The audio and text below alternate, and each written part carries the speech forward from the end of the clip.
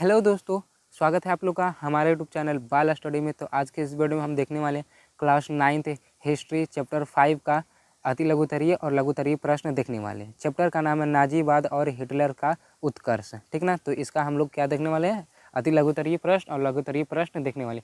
और बताना चाहते हैं कि सभी सब्जेक्ट का क्वेश्चन आंसर हमारे चैनल पर अवेलेबल है, ठीक ना। आप लोग चैनल पर जाके देख सकते हैं, ठीक ना। प्ले लिस्ट सभी का बना हुआ है, जाके आप लोग देख सकते हैं, ठीक है। चलिए देर न करते हैं, वीडियो का स्टार्ट करते हैं। वीडियो स्टार्ट करने से पहले अगर आप चैनल पर नए होंगे तो चैनल को सब्सक्राइब कर लीजिएगा और वीडियो अच्छा लगेगा वीडियो को लाइक कर लीजिएगा, ठीक ना। चलिए वीडियो स्टार्ट करते हैं। तो देखिए अति लघुतरीय का पहला प्रश्न है, इसमें देखिए कि जर्मनी में नवंबर क्रिमिनल किन्हें कहा गया, ठीक ना। जर्मनी में नवंबर क्रिमिनल किन्हें कहा गया है, तो गणतंत्र के समर्थक को। किन्हें कहा गया, तो गणतंत्र के समर्थक को। दूसरा देखिए है, नाजी पार्टी का दूसरा नाम क्या था, तो national socialist German workers party, ठीक ना। तीसरा देखिए है, नाजी पार्टी के झंडा पर किसका चिन्ह बना हुआ था, तो स्वस्तिक का बना हुआ था, ठीक ना। चौथा देखिए कि जर्मनी को राष्ट्र संघ की सदस्यता किस संधि द्वारा मिली, तो लोका संधि। किस संधि के द्वारा मिली, तो लोका संधि के द्वारा मिली, ठीक है। पाँचवा देखिए हिटलर को चांसलर किसने नियुक्त किया। हिटलर को चांसलर किसने नियुक्त किया था, तो हिंडेनबर्ग ने चांसलर नियुक्त किया था। याद रखिएगा, ये सभी मोस्ट इंपॉर्टेंट क्वेश्चन है। छठा नंबर क्वेश्चन देखिए कि जनरल फ्रैंको कहाँ का शासक था, तो स्पेन का। जनरल फ्रैंको कहाँ का शासक था, स्पेन का। सातवां देखिए कि कमिंटन, ठीक ना।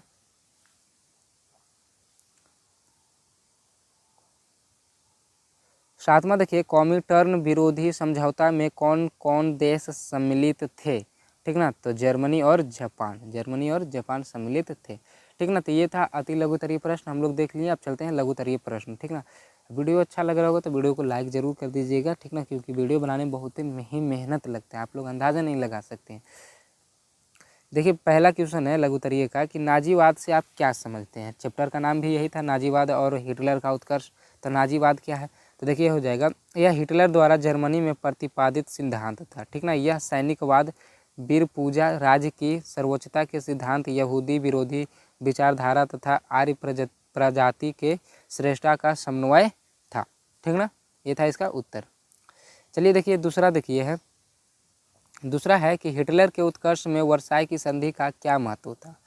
तो इसका उत्तर हो जाएगा, वर्साई की संधि को जर्मनी की जनता एक अपमानजनक संधि मानती थी, ठीक ना। जर्मनी की जनता क्या मानती थी, अपमानजनक संधि मानती थी। उसे सैनिक एवं आर्थिक दृष्टि से पंगु बना दिया गया, अतः जर्मन वर्साई की संधि को एक राष्ट्रीय कलंक मानते थे।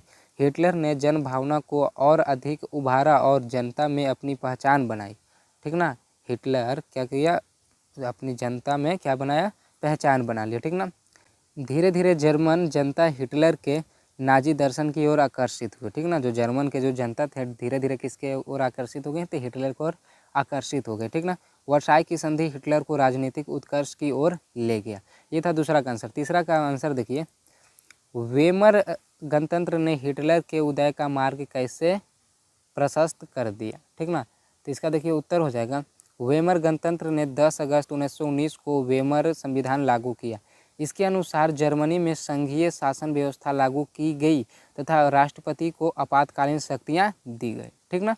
इसकी जर्मनी में काफ़ी तीखी प्रतिक्रिया हुई। हिटलर ने भी जर्मन जनता के साथ अपना स्वर मिलाया।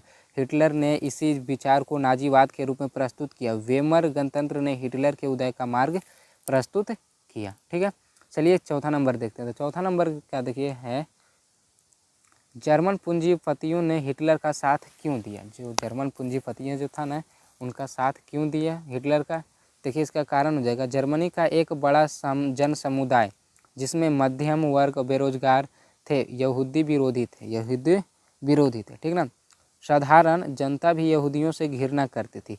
अच्छा, यहूदियों से घृणा क्यों करती थी, क्योंकि ये जो प्रथम विश्व युद्ध हुआ था ना, तो ये साथ नहीं दिए, जर्मनी का साथ नहीं दिए, इसीलिए क्या करने लगे, और ऐसे भी जर्मनी हार गया उसमें। अब हार गया प्रथम विश्व युद्ध में, तो अब जिसके कारण हारा है वो नहीं जो साथ दिए, उसको फिर लोग पूछेगा नहीं ना। तो वही क्या हुआ कि यहूदियों से क्या करने लगे, जर्मनी के लोग क्या करने लगे, घृणा करने लगे, ठीक ना। वह यहूदियों को शुद्ध खोर मानकर आर्थिक हृदय के लिए उन्हें उत्तरदायी मानती थी। हिटलर ने यहूदियों के प्रति घृणा का प्रचार किया। हिटलर के इन विचारों का सेना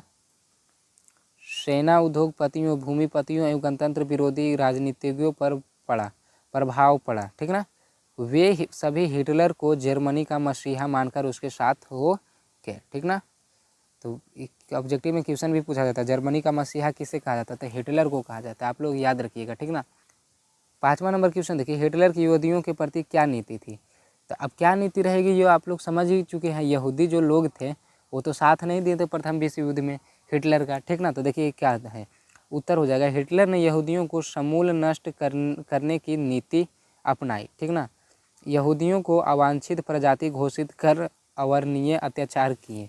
ठीक ना, उनको मतलब वहाँ में मतलब बताया गया कि वहाँ का ये आदमी ही नहीं है। ठीक ना, वहाँ का जर्मनी का ये निवासी ही नहीं है, अवांछित, उसको हटा दिया गया वहाँ से। ठीक ना, यहूदी छात्रों एवं शिक्षकों को स्कूलों से निकाल दिया गया। ठीक ना, जो छात्र थे, शिक्षक थे यहूदी समाज के, उसको निकाल दिया गया। यहूदियों को नौकरियों से निकाल दिया गया, जो नौकरी में थे उसको भी निकाल दिया गया। उनकी संपत्ति जब्त कर ली गई। ठीक है, मताधिकार से वंचित कर नागरिकता छीन ली गई। मताधिकार मतलब समझ रहे ना, यानी कि उनको वोट के लिए सभी छीन लिया गया, कुछ नहीं देने दिया गया। ठीक ना, नागरिकता छीन ली गई, मतलब ये भी छीन लिया कि हाँ ये जर्मनी के लोग हैं। ठीक ना, यहूदियों को जर्मन छोड़कर जाने को विवश किया गया। ठीक ना, विवश किया गया। यातना शिविरों में पशुओं की तरह रखा गया। ठीक है, गैस चैम्बर में डालकर लाखों यहूदियों की हत्या कर दी गई। गैस चैम्बर एक रहता है। ठीक ना, उसमें क्या किया गया, लाखों यहूदियों को डालकर जलाकर राख कर दिया गया। ठीक ना, देखिए 6ठा नंबर क्वेश्चन है, हिटलर ने शिक्षा व्यवस्था में क्या परिवर्तन किए? ठीक ना, तो इसका देखिए उत्तर हो जाएगा कि हिटलर ने शिक्षा की पद्धति में अनेक परिवर्तन किए। सरकारी नियंत्रण में शिक्षा की व्यवस्था की गई। शिक्षालयों में विद्यार्थियों पर नाजी दर्शन थोपा गया। पाठ्यपुस्तक पुनः लिखवाया गया। प्रजाति विज्ञान को पाठ्यक्रम में सम्मिलित किया गया। शारीरिक गठन एवं चरित्र बल पर विशेष ध्यान दिया गया, यानी कि शारीरिक गठन पे। ठीक ना, ये सभी पे विशेष ध्यान दिया गया, ताकि अगर दूसरा विश्व युद्ध हो, और हुआ भी दूसरा विश्व युद्ध हो, तो क्या हो सके, उसमें जा सके। ठीक ना, चलिए देखिए 7वां नंबर क्वेश्चन देखिए, हिटलर ने आर्थिक व्यवस्था में क्या सुधार किए? तो देखिए इसका उत्तर हो जाएगा, हिटलर ने योजनाबद्ध रूप से जर्मनी का आर्थिक विकास करने का निश्चय किया। सभी आर्थिक सुधार राजकीय नियंत्रण में किए गए। किसी के विकास के लिए विशेष कार्यक्रम बनाया गया, जिससे खाद्यान्न उत्पादन में जर्मनी शीघ्र आत्मनिर्भर हो सके। जर्मन लेबर फ्रंट का निर्माण पर पूंजीपतियों, उद्योगपतियों और श्रमिकों के झगड़े दूर करने का प्रयास किया गया। ठीक है, स्वदेशी वस्तुओं के उत्पादन एवं उपभोग पर बल दिया गया। ठीक है, आयात को नियंत्रित किया गया। निर्यात, आयात में होता है आना। ठीक ना, आयात में होता है लाया जाता है, और निर्यात में होता है भेजा जाना, यानी जो आ रहा है उसको नियंत्रित किया गया। ठीक ना, यानी जब आ रहा है यानी कि पैसा लगेगा, तो उसको क्या किया गया, बंद किया गया, मतलब नियंत्रित किया गया, उतना ही आए। ठीक ना, और निर्यात को बढ़ावा दिया, यानी कि यहाँ से हम भेजें तब ना इनकम होगा, बढ़ावा दिया गया। हिटलर के इन कार्यों से जर्मनी में पुनः आर्थिक प्रगति हुई। ठीक है, 8वां देखिए, 8वां नंबर क्वेश्चन है कि रोम, बर्लिन, टोक्यो धुरी का गठन कैसे हुआ? तो इसका देखिए उत्तर हो जाएगा, अबिसिनियाई युद्ध में जर्मनी ने इटली की सहायता की थी। फलतः रोम मतलब इटली की राजधानी, रोम कौन है, इटली की राजधानी, और बर्लिन जर्मनी की राजधानी। ठीक ना, आपस में एक संधि कर ली। होम बर्लिन धुरी के नाम से विख्यात हुआ।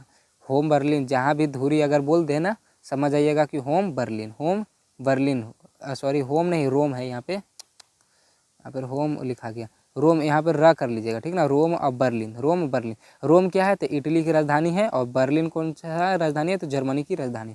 तो जहाँ पे धुरी बोल दें वहाँ पे समझ जाइएगा कि उसका मतलब क्या है, रोम और बर्लिन। ठीक ना, के नाम से विख्यात हुआ।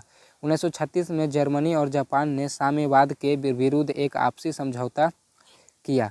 1937 में इटली भी इसमें सम्मिलित हो गया। फलतः यह त्रिद लिए संधि रोम बर्लिन मतलब समझ गए ना, धुरी, रोम क्या हो गया, तो यहाँ पे इटली की राजधानी हो गया, और बर्लिन क्या हो गया, तो जर्मनी की राजधानी हो गई। याद रखिएगा, टोक्यो धुरी के नाम से विख्यात हुए। ठीक ना,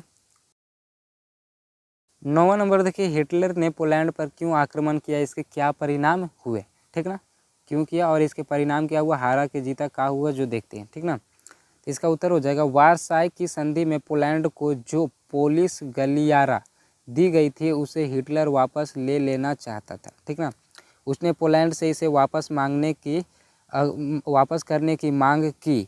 हिटलर की मांग को पोलैंड ने ठुकरा दिया। जब मांगा, कौन क्या चीज़ मांगा, तो पोलिस गलियारा, ठीक ना, मांगा तो पोलैंड ने क्या कर दिया, मना कर दिया, ठुकरा दिया। फलतः 1 सितंबर 1939 को हिटलर ने पोलैंड पर आक्रमण कर दिया। इसके साथ ही द्वितीय विश्व युद्ध आरंभ हो गया, ठीक ना। द्वितीय विश्व युद्ध का हो गया, आरंभ हो गया। कब किया था, तो 1939 में है ना द्वितीय विश्व युद्ध स्टार्ट हुआ है, और ख़त्म कब हुआ था, तो 1945 में। प्रथम विश्व युद्ध कब स्टार्ट हुआ था, तो 1914 में, और ख़त्म हुआ था 1918 में। ये सभी जानकारी रखना चाहिए आप लोग को, ठीक ना। तो चलिए 10वां नंबर क्वेश्चन देखते हैं अब।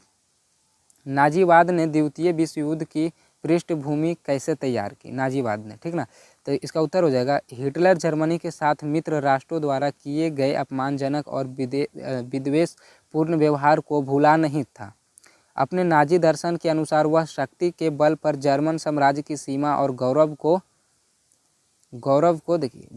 को बढ़ाना चाहता था। नाजीवाद का विदेश नीति के मूलवत थे अपमानजनक वर्साई संधि को समाप्त करना, जर्मनी को एक सूत्र में बांधना था, जर्मन साम्राज्य का विस्तार करना था, वह यूरोप में साम्राज्यवाद के प्रसार को भी रोकना चाहता था।